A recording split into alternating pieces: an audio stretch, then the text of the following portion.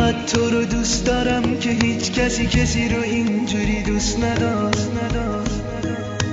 اینقدر برات میمیرم، قد یه دنیا خوبی، قد 1000 تا ستاره. بی تو دلم میگیره وقتی تنها میشم، کارم انتظار.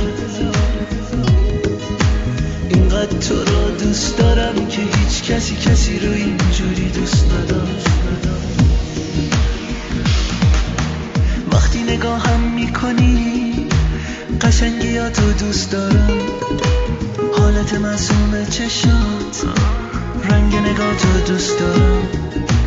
وقتی صدا تو میشنوم دلم برات پر میزنه، ترس یه روز ندیدنت غم بزرگ قلبمه.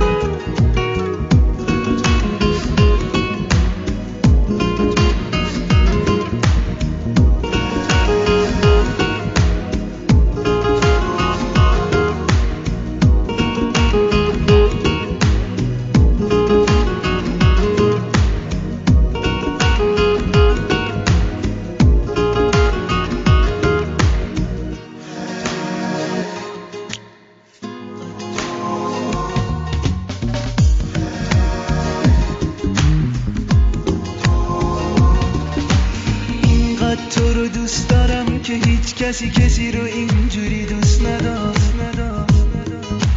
اینقدر برات میمیرم، قد یه دنیا خوبی، قد 1000 تا ستاره. بی تو دلم میگیره وقتی تنها میشم، کارم انتظاره. اینقدر تو رو دوست دارم که هیچ کسی رو اینجوری دوست نداشت. وقتی نگاهم میکنی قشنگیاتو دوست دارم، حالت معصوم چشات، رنگ نگاتو دوست دارم. وقتی صدا تو میشنوم دلم برات پر میزنه، ترس یه روز ندیدنت غم بزرگ قلبمه.